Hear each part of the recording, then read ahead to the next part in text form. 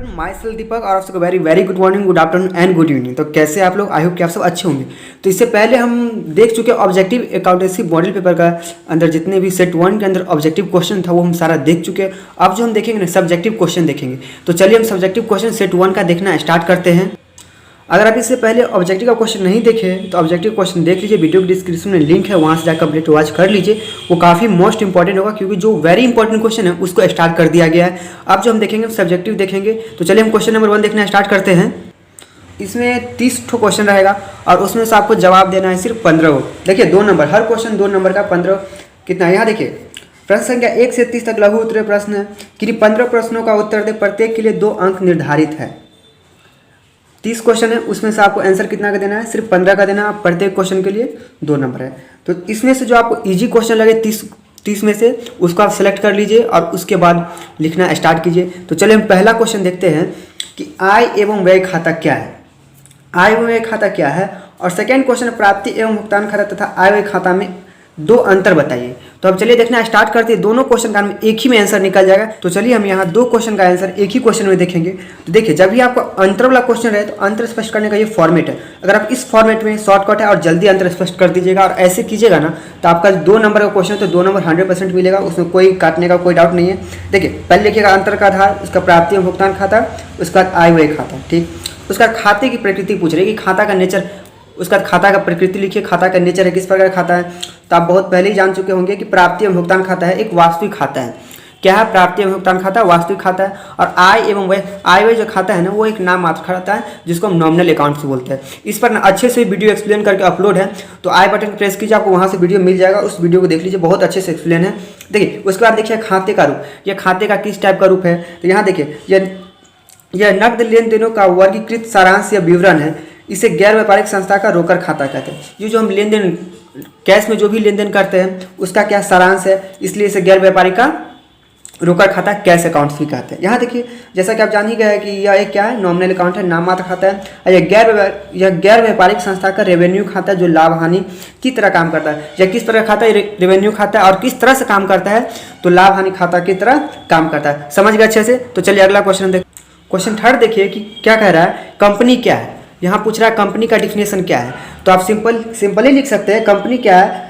Artificial person, कृत्रिम व्यक्ति है। जैसे कि यहाँ लिखा हुआ कंपनी विधान द्वारा निर्मित कृत्रिम व्यक्ति है जिसे पृथक वैधानिक अस्तित्व के साथ अस्थायी उत्तराधिकारी प्राप्त है, जिसकी सर्वमुद्रा होती है। कंपनी की पूंजी जिन छोटे छोटे मूल्य में वर्ग विभक्त होती है उसे अंश कहते हैं। शेयर किसको कहते हैं? जो छोटे छोटे अंश में वर्ग में मूल्य विभक्त है तो उसको हम शेयर कहते हैं। और कंपनी का क्या है? उसका खुद का जिसकी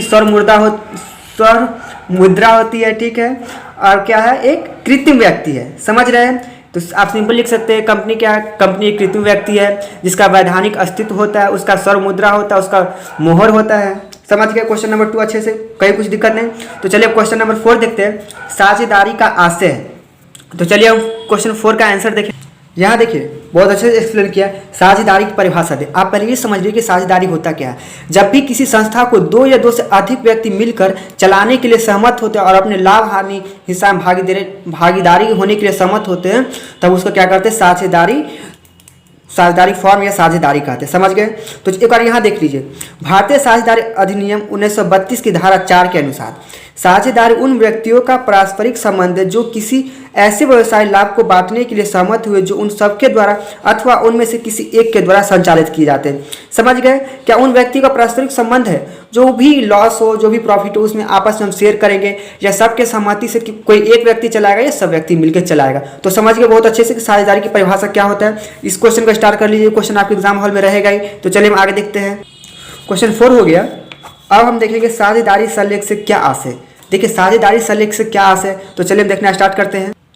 देखिए पहले यहाँ समझने से पहले यहाँ ध्यान दीजिए साझेदारी संलेख क्या है। साझेदारी संलेख में ना जो भी हम हिस्सा शेयर करेंगे, प्रॉफिट में कितना हिस्सा होगा, हमको लॉस में कितना हिस्सा मिलेगा, या कहीं से हमको पूंजी आया तो उसमें हमको कितना हिस्सा मिलेगा, वो सारा जो भी हम आपसी जो समझौता है ना उसका लिखित अनुबंध जो होता है ना उसी को हम साझेदारी संलेख बोलते हैं। एक बार यहाँ देख लीजिए, साझेदारी के पारस्परिक अधिकारों एवं कर्तव्यों को निश्चित करने के लिए उनके बीच एक लिखित अनुबंध या संविदा तैयार किया जाता है जिसे साझेदारी संलेख या विलेख या करार कहा जाता है। देखिए साझेदारी संलेख ना लिखित भी हो सकता है और मौखिक भी हो सकता है। लिखित होना ज़्यादा जरूरी है क्योंकि लिखित को तो कोई हटा नहीं सकता है, बट जो मौखिक है ना उसमें बदलाव कर सकता है। तो चलिए हम आगे क्वेश्चन देखते हैं। देखिए यहाँ क्या है कि अधिलाभ क्या है, इस पर ही बहुत अच्छे से वीडियो अपलोड किया हुआ है। अगर देखना चाहते हैं आप तो वीडियो के डिस्क्रिप्शन लिंक मिल जाएगा, तो वहाँ से देख लीजिएगा। अधिलाभ क्या है, जिसका इंग्लिश मीनिंग होता है सुपर प्रॉफिट। जो नॉर्मल प्रॉफिट से एक्स्ट्रा प्रॉफिट हो जाए ना, उसी को हम अधिलाभ सुपर प्रॉफिट कहते हैं। जैसा कि नाम से अधिलाभ यानी कि एक्स्ट्रा लाभ, या नॉर्मल प्रॉफिट से जो एक्स्ट्रा लाभ मिल जाए उसे हम अधिलाभ कहते हैं। ठीक, उसके बाद यहाँ देखिए ख्याति की 4 विशेषता दीजिए। ख्याति क्या है, एक कंपनी की जो ख्याति क्या है, किसी कंपनी का जो प्रसिद्धि होता है ना, अच्छा वाला प्रसिद्धि, उसी को हम ख्याति बोलते हैं। समझ गए। क्वेश्चन कर रहा है कि ख्याति की कोई 4 विशेषता बताइए, है ना क्वेश्चन नंबर 6 में। तो यहाँ देखिए ख्याति की क्या क्या विशेषता है। ख्याति क्या है, तो ख्याति एक अदृश्य संपत्ति है जिसको हम देख नहीं सकते, बट फिर भी उसको हम मनी के रूप में वैल्यू देते हैं। ठीक है, उसका दिया अधिक लाभार्जन में सहायक होती है, एक्स्ट्रा प्रॉफिट दिलाता है। ठीक, ये नॉर्मल प्रॉफिट से अधिक प्रॉफिट मिलता है। और भी है ख्याति, देखिए ख्याति के कोई 4 विशेषता, स्पेशलिस्ट उसका क्या कैरेक्टरिस्टिक्स है वो पूछ रहा है। देखिए सबसे पहला तो आप कर सकते हैं कि ख्याति एक अदृश्य संपत्ति है। ठीक, यह अधिक लाभार्जन में सहायक होती है। जिस कंपनी का ख्याति नहीं रहता उस कंपनी का बहुत कम प्रॉफिट होता है, और जिस भी कंपनी का ख्याति बढ़ जाता है उसका लाभार्जन में अधिक प्रॉफिट मिलता है। चलिए समझ गए। तो अगला क्वेश्चन देखते हैं। यहाँ देखिए क्वेश्चन नंबर 8 में है कि वित्तीय विवरण के 4 तत्वों के नाम बताइए। तो चलिए इसका तत्व देखना स्टार्ट करते हैं।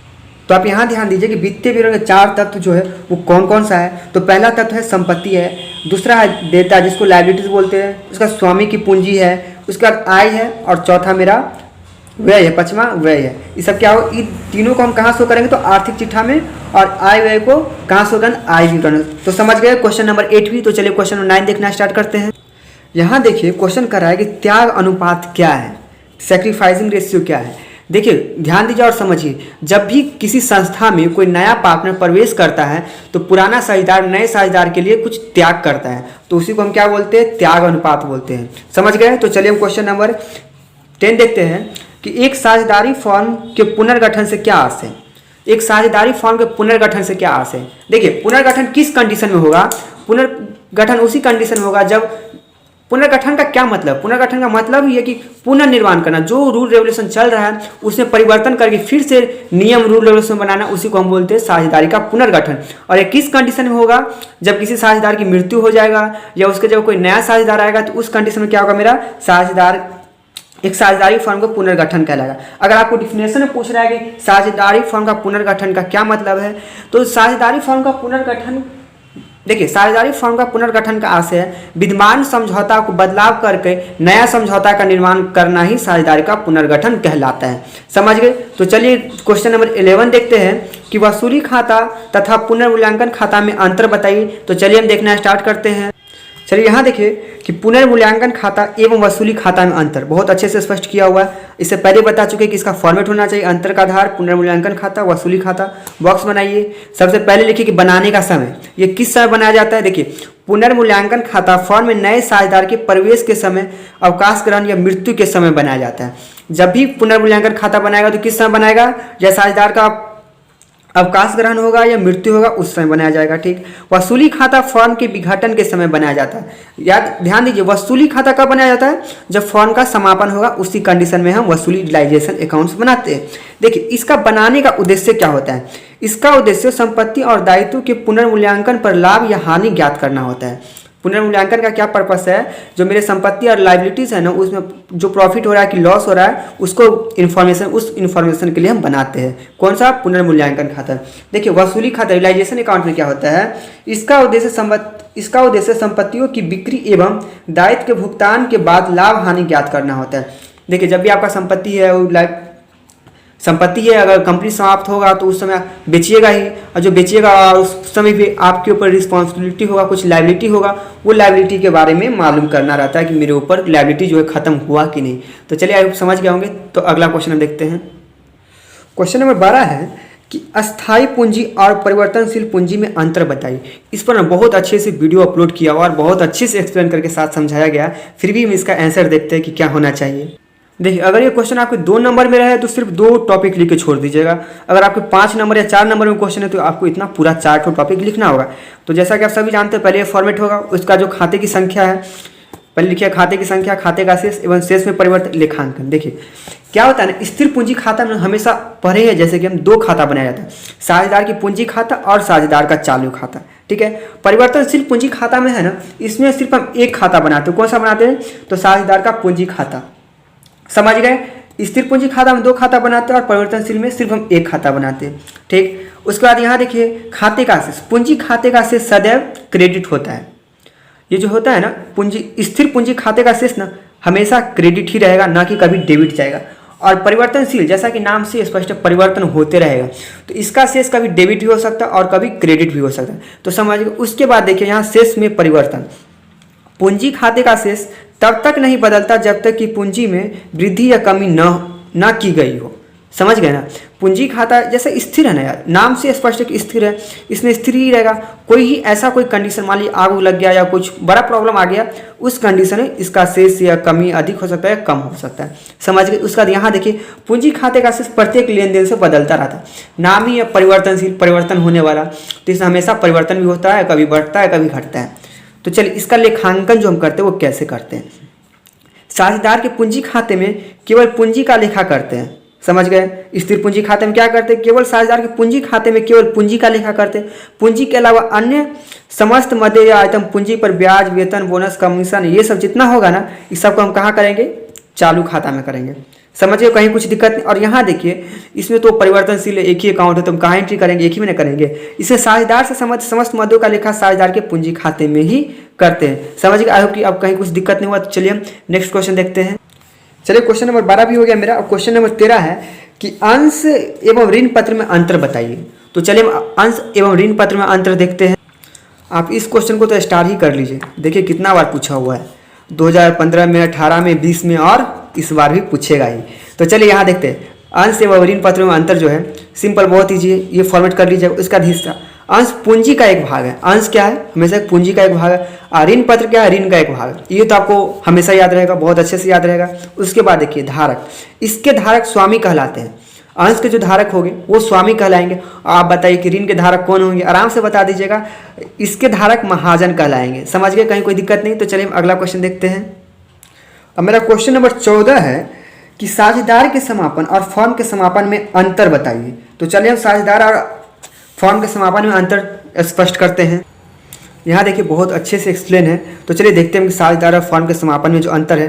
आप पहले ये फॉर्मेट कर लीजिएगा। उसका यहाँ अर्थ लिखिएगा। देखिए साझेदार का समापन का क्या अर्थ है? इसका आशय साझेदार के वर्तमान समझौता में परिवर्तन, साझेदारी का समापन, यानी पार्टनरशिप में बदलाव हो रहा है। तो जो पहले पार्टनरशिप चल रहा है उसमें अब समझौता होगा, परिवर्तन होगा, रहेगा पार्टनरशिप बट उसी में कुछ नया रूल रेगुलेशन होगा। और फर्म के समापन में देखिए इसका आशय फर्म के सभी साझेदार के बीच साझेदारी समाप्त होना। देखिए फर्म जब समाप्त होगा तो ऑलरेडी जो साझेदारी वो भी समाप्त हो जाएगा। तो समझ गए? इसका आशय फर्म के सभी साझेदारी को समाप्त होना। क्वेश्चन नंबर देखिए यहाँ सेकंड देखिए व्यवसाय का चालू। ये देखिए इस स्थिति में फर्म का व्यवसाय का चालू रहता है, बंद रहना, चालू रहता है, बंद रहने की कंडीशन में ये कभी नहीं हो सकता है। जब भी साझेदार का समापन होता है ना उस कंडीशन फर्म चालू रहता है, फर्म में कुछ परिवर्तन नहीं होता है। अगर आपका काम पेन का कंपनी है तो आपकी कंपनी में पेन बनता ही रहेगा और आपकी जो साझेदारी में परिवर्तन होता रहेगा। और यहाँ देखिए इस स्थिति में फर्म का व्यवसाय बंद हो जाता है। देखिए ऐसा जब भी हो फर्म का समापन, नामी स्टेज जब कंपनी समापन हो रहा है तो उसमें व्यवसाय क्या चलेगा, आपका बिजनेस क्या चलेगा, वो भी बंद हो जाएगा। तो चलिए आई होप कि अच्छे समझ गए होंगे। तो चलिए आगे देखते हैं। 15 पूछ रहा है कि निजी कंपनी की कोई दो विशेषता बताइए। तो देखिए पहला इसकी तो विशेषता ये है कि जो आपका प्राइवेट कंपनी होगा ना उसमें 200 से अधिक सदस्य नहीं हो सकता है। पहला लिमिट ये हो गया। और सेकेंड ये है ना कि इसमें ना अपना अंशों का ना शेयर नहीं कर सकते। जो आपका शेयर होता है, अंश होता है, आप किसी को नहीं दे सकते। तो चलिए समझ गए। उसके बाद देखिए क्वेश्चन नंबर 16 है कि ऋण पत्र के विभिन्न प्रकार का नाम बताएं। देखिए ऋण पत्र का विभिन्न प्रकार कौन कौन सा है तो यहाँ दिए हुआ, एक शोध्य ऋण पत्र, रक्षित या बंधक वाले ऋण पत्र, रजिस्टर्ड ऋण पत्र, वाहक ऋण पत्र, अशोध्य ऋण पत्र, परिवर्तनशील ऋण पत्र, अपरिवर्तनशील ऋण पत्र, साधारण ऋण पत्र। और इसमें से आपको जो भी याद है ना अच्छे से लगेगी, आसानी से याद हो जाए ना, उसमें से आप 3 से 4 याद कर लीजिए और वही लिख दीजिएगा तो आपको आराम से नंबर मिल जाएगा। तो चलिए क्वेश्चन नंबर हम 17 देखेंगे कि वित्तीय विवरण के उद्देश्य क्या है। तो चलिए अब हम समझें कि वित्तीय विवरण का उद्देश्य क्या होता है, जो कि मोस्ट इंपॉर्टेंट होगा मेरे लिए। यहाँ ध्यान दीजिए क्वेश्चन करेंगे वित्तीय विवरण के दो उद्देश्यों को अंकित करें। तो चलिए यहाँ देखिए वित्तीय विवरण का दो उद्देश्य कौन कौन सा हम यहाँ समझेंगे। व्यवसाय के आर्थिक संसाधनों एवं देयताओं की जानकारी देना। देखिए व्यवसाय की जो आर्थिक संसाधन है, जो मेरा आर्थिक का मतलब कि जो आपके पास संसाधन है, संसाधन का मतलब समझ रहे हैं, जो मैन्युफैक्चरर अरे रॉ मटेरियल सब जो भी है आपके क्या हुए वो संसाधन हुए, और जो आपके ऊपर लायबिलिटीज़ है वो हमको जानकारी देता है। किससे मिलता है? तो वित्तीय विवरण से मिलता है। तो चलिए तुलनात्मक अध्ययन में सहायता पहुंचाता है। देखिए जो पिछले साल क्या हुआ, मेरा वित्तीय फाइनेंशियल कंडीशन क्या था, और इस साल मेरा क्या फाइनेंशियल कंडीशन है, उस सब का हमको क्या करता है, उस समय हमको सहायता तुलनात्मक अध्ययन में, यानी कि वो तुलना कंपेयर करने में सहायता प्रदान करता है। तो चलिए समझ गए। अब मेरा क्वेश्चन नंबर 18 है कि तुलनात्मक वित्तीय विवरण किसे कहते हैं। तुलनात्मक वित्तीय विवरण किसे कहते हैं? तो चलिए हम देखते हैं कि तुलनात्मक वित्तीय विवरण किसे। ध्यान दीजिए कि जब दो या दो से अधिक अवधियों की वित्तीय विवरण की मदों को साथ साथ इस प्रकार दर्शाया जाए कि उनकी तुलना करके निष्कर्ष निकाला जा सके, तो ऐसे विवरण को तुलनात्मक वित्तीय विवरण कहा जाता है। इसे क्षैतिज विश्लेषण भी कहते हैं। देखिए जब भी दो विवरण बनाया जाए और उसे तुलना करके निष्कर्ष हम निकाला जाए तो उसे हम तुलनात्मक वित्तीय विवरण कहते हैं। समझ गया। और इसको भी स्टार्ट कर लीजिए कि इसे क्षैतिज विश्लेषण भी कहते हैं। आई होप कि समझ गए अच्छे से। ये भी क्वेश्चन हो गया तुलनात्मक वित्तीय विवरण। अब हम देखेंगे चालू अनुपात तथा त्वरित अनुपात में अंतर देखेंगे। तो चलिए हम अंतर देखना स्टार्ट करते हैं। तो देखिए चालू अनुपात तथा त्वरित अनुपात में अंतर। देखिए अगर आपको क्वेश्चन 5 नंबर में आता है तो आपको इतना 5 ठो टॉपिक एक्सप्लेन करके देना होगा। अगर आपको 2 नंबर में आता है तो सिर्फ आप 2 ही देख के स्पष्ट कर सकते हैं। तो जैसा कि आप सब जानते हैं कि अंतर का ये फॉर्मेट होना चाहिए। देखिए पहला लिखिए कि अर्थ या संबंध की दृष्टि से चालू अनुपात संस्था की चालू संपत्ति और चालू दायित्व के बीच संबंध प्रकट करता है। क्या है चालू अनुपात? क्या है ना, वो चालू संपत्ति और चालू दायित्व के बीच का संबंध प्रकट करता है। समझ गए।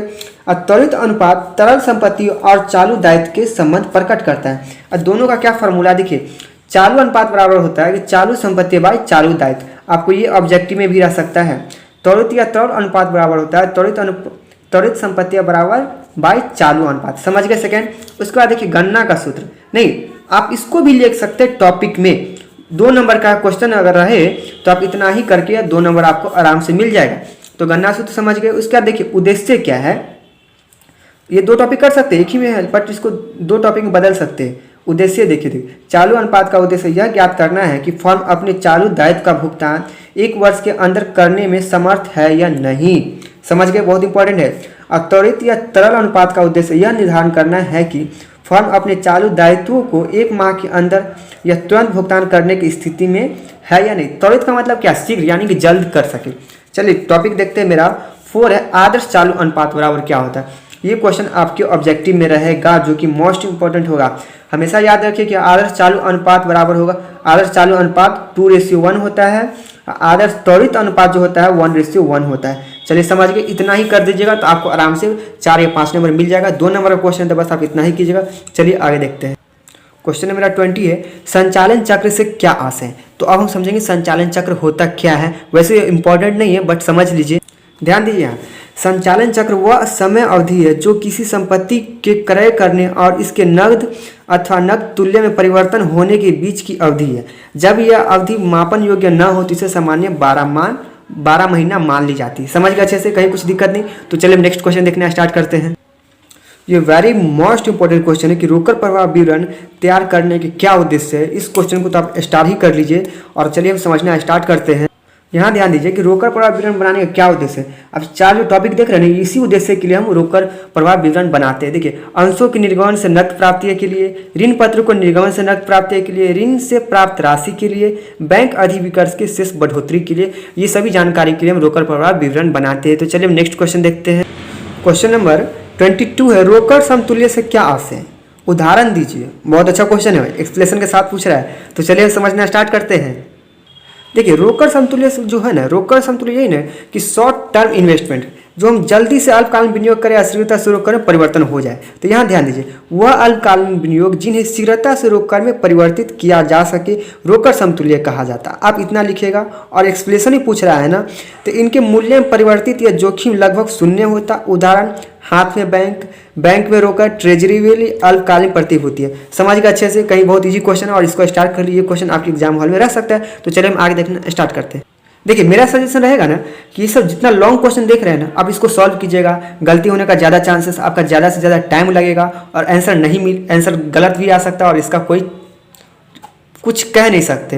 इसलिए इस सब क्वेश्चन पे ज़्यादा फोकस मत कीजिए। आपके पास 30 तो क्वेश्चन हो, 30 में से 15 का ही तो जवाब देना है। तो चलिए इस चारों क्वेश्चन को, हम 5 क्वेश्चन को छोड़ दीजिए क्योंकि ज़्यादा टाइम लगेगा और आपके एग्जाम हॉल में तो टाइम तो रहता नहीं। तो चलिए हम आगे देखना स्टार्ट करते हैं। क्वेश्चन नंबर 26 देखेंगे। देखिए क्वेश्चन नंबर मेरा है कि किसी साझेदार के अवकाश ग्रहण करने पर ख्याति का लेखांकन किस प्रकार किया जाएगा। मान लीजिए कोई पार्टनर्स रिटायर्स करता है तो उसका हम जो गुडविल है उसका लेखांकन किस प्रकार से करेंगे। तो चलिए हम समझना स्टार्ट करते हैं। देखिए कैसे करेंगे हम लेखांकन, किसी साझेदार के अवकाश ग्रहण करने पर ख्याति का लेखांकन किस प्रकार किया जाता है। तो यहाँ देखिए remaining partners capital account DR to retiring partners capital account हो गया, आपको आराम से 2 नंबर मिल जाएगा। तो चलिए हम अगला क्वेश्चन देखना स्टार्ट करते हैं। तो चलिए गाइस क्वेश्चन 27 भी हो गया। अब हम 28 देखेंगे कि लाभ न कमाने वाली संस्था किससे कहते हैं, जिसको हम शॉर्ट फॉर्म में NPO कहते हैं, नॉन प्रॉफिट ऑर्गेनाइजेशन। जिस संस्था का लाभ कमाना नहीं पर्पस बल्कि सामाजिक सेवा, मनोवैज्ञानिक शांति प्रदान करना होता है, उस संस्था को हम अलाभकारी संस्था कहते हैं। जिस संस्था का लाभ कमाने का उद्देश्य पर्पस नहीं होता उसे हम लाभ न कमाने वाली संस्था कहते हैं। पुनर्मूल्यांकन खाता क्या है। तो चलिए हम देखना स्टार्ट करते हैं कि पुनर्मूल्यांकन खाता होता क्या है। यहाँ देखिए कि पुनर्मूल्यांकन खाता क्या है। यह संपत्ति और दायित्व के मूल्य में हुए परिवर्तन के कारण लाभ हानि को प्रदर्शित करने वाला एक अवास्तविक खाता है।